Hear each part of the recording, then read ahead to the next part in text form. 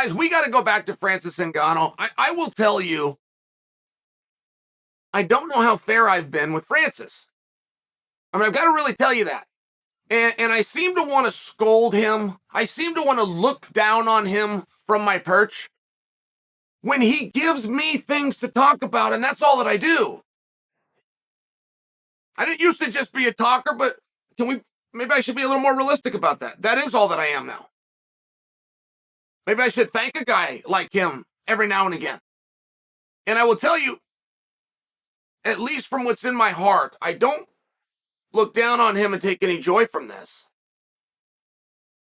And there's a part of me that when giving tough love, and I know it's being heard, I'm hoping will somewhere make sense, be agreeable or agreed upon, and be something, even if figuratively, he tells me he appreciates. I mean, right, there's a part of me, big part. He has been nothing but a gentleman. He shared something with us that was none of our business, which is what his contract thoughts and concerns were. We can put that in the bucket of polite,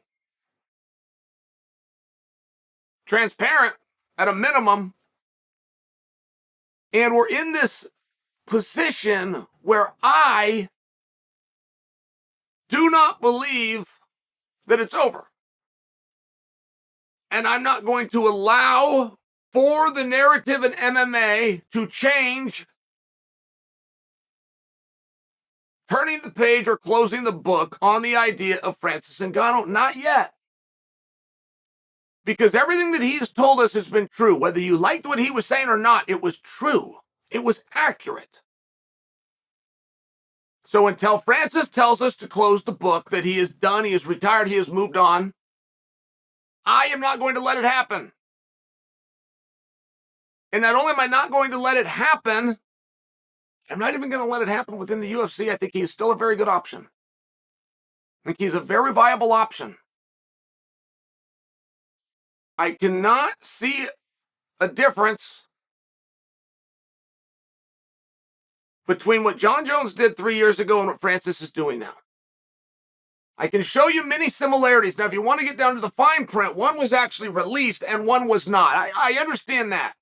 But I'm talking about in public and wanting more and sharing and having a discussion and willing to take yourself and take your oars out of the water as a sign of your sincerity. I'm of the school of thought that when you're talking about who's coming back for Conor McGregor, the leading candidate is Nate Diaz. If I'm wrong about that, I'm 100% right that of the candidates, Nate's name remains on the list. So there are ways to go and there are ways to come back. And it is not a matter of burning a bridge or what have you done for me lately. It's really not. I know that's what it appears to the audience. It's really not. The rule in coming back to the UFC is the same as the rule of getting in the UFC and remaining in it, which is simply, this is what I'd like to do. If you have anything other than raising your hand and saying, Coach, I would like to go in. If it's anything less than that, we can't put you in. We just can't. And we can hang our hat on contracts and we can talk ceremoniously about injuries. There's a number of things that we can do.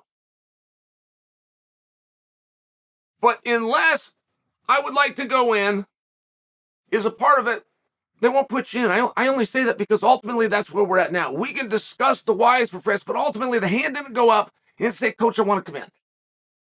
And that's just the difference that Jon Jones did, right? Jon also didn't want in, but he changed his mind. Hand went back up. Okay, boom, let's get you in. That is the key no matter what you hang your hat on. We can always put it down on money. We can do all of those things. But those are just ways of saying I don't want to do it. Now, and that's okay. I'm just sharing for you that Francis can come back. Right now, he doesn't want to do it. But a need for Francis could change, right? Just like Jon Jones changed his mind. Why can't the other parties involved change their mind? You guys are one of those parties. You, the audience and the viewer, why can't you change your mind? Sure you can. Sure you can.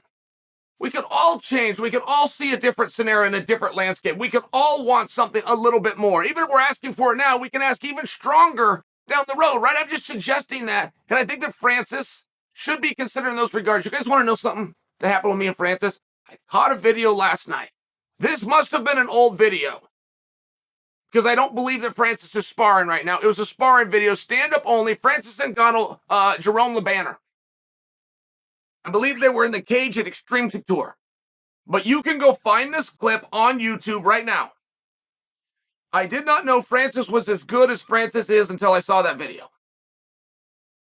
And it's very relevant, right? We never have a right depiction of anybody until we see it. You know how good Khabib was until he beat up 29 men. We had Khabib ranked number 4 in the world. It was only after he beat man number 29 handily and by submission that we put him at number 1, right? We don't know. I didn't know these things about Francis. I'll share one thing with you.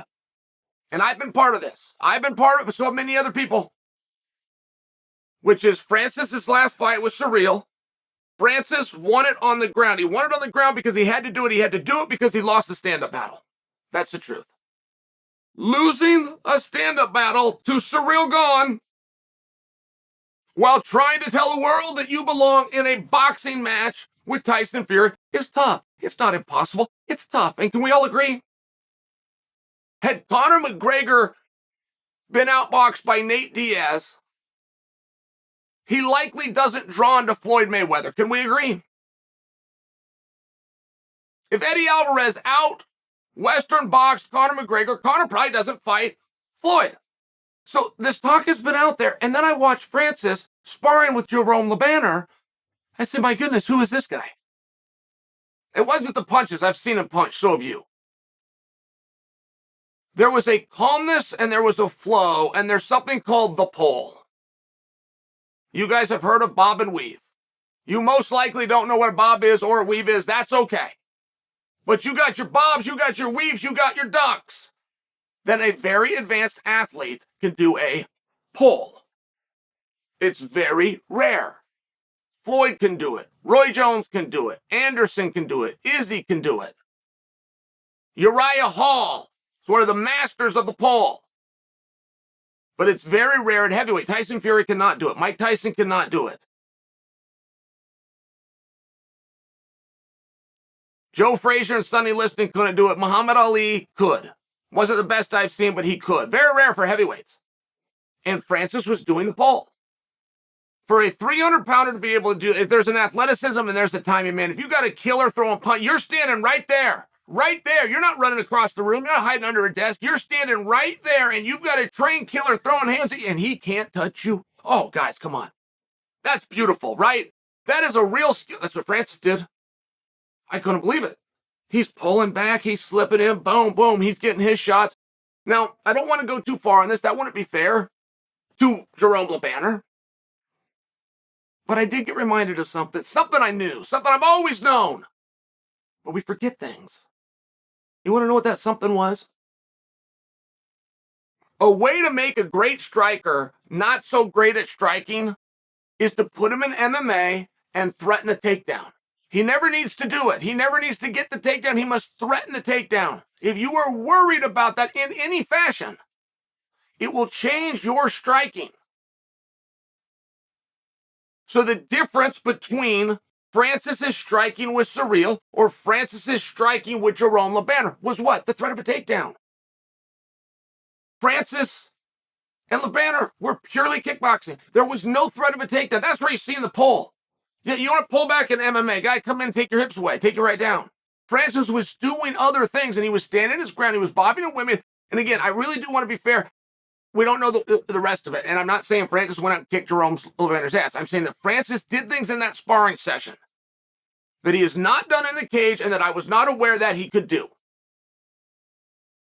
Francis is a more dangerous offensive and defensive stand-up fighter than I knew that he was or that any of you have seen in MMA. And I gathered all of it. Very fair. Very fair. It was less than a minute. I admit it. But that's a long time. You usually get these opinions 11 seconds would be a real good time frame. 20 seconds, you could definitely do it. I had about a minute. So I'm not ready to count Francis out. This could still all go his way. The Saudis over there signing fights and paying big money. If they come in, they want to grab a couple of guys, and Francis is one of them. Like, there are ways for this whole thing to still come together. But when we're discussing that and Francis, don't close the book and don't turn the page. We're not there yet. And when you're having an open mind and an open discussion, that includes everything, including returning for the championship that he never lost.